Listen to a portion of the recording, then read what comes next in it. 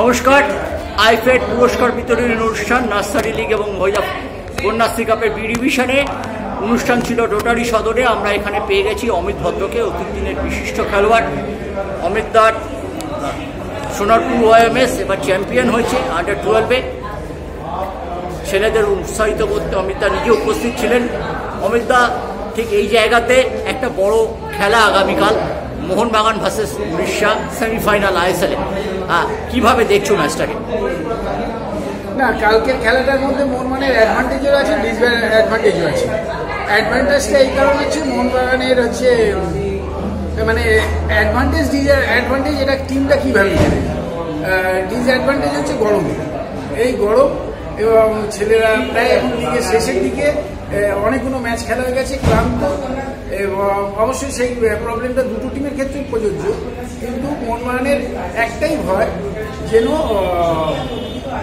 Satisfaction, আত্মতুষ্টি যাকে বলে বাংলায়, সেই আত্মতুষ্টিটা যেন না আসে, সেটার জন্য হাবাস চেষ্টা করেছে। আমি দেখেছি যে হাবাস অনুষ্ঠান ক্যান্সেল করে দিয়েছে, সেটা একটা শুভ লক্ষণ এবং ভালো ডিসিশন, একটা ভালো কোচে ভালো ডিসিশন।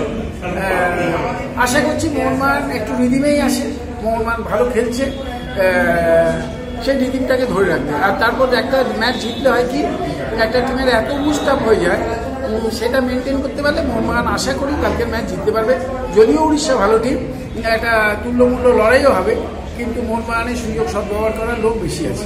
কিন্তু ওখানেও জাহু আছে, রয় কৃষ্ণ আছে এবং ঈশাক বলে ছেলেটি দারুণ খেলছে।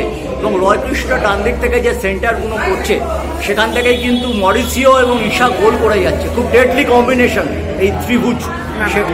বরাবরই মোহনবাগানের যদি রাইট দিয়ে কেউ অ্যাটাক করে, একটা লেফট উইংয়ে একটা ইনস্ট্রাকশন থাকে তাকে ধরা, ফলে সেগুলো হয়তো কোচ হয়তো স্ট্র্যাটেজিক্যালি যেগুলো সব দেখবে, এগুলো নিয়ে অসুবিধা হবে না। যে সুযোগের এই আইএসএল ম্যাচগুলো হচ্ছে, যে সুযোগে সদ্ব্যবহার করবে সেটাই হবে।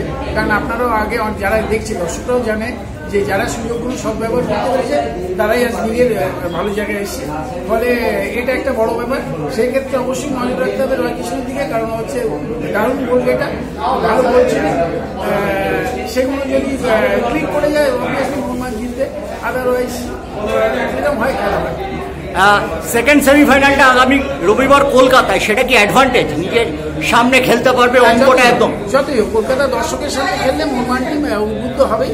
ফলে এটা সবসময় অ্যাডভান্টেজ যে হোম মাঠে খেলবে এবং লাস্ট ম্যাচ, ফলে সেখানে অল আউট যাওয়ার একটা চেষ্টা করবে এবং কাঙ্ক্ষিত রেজাল্টও পাবে।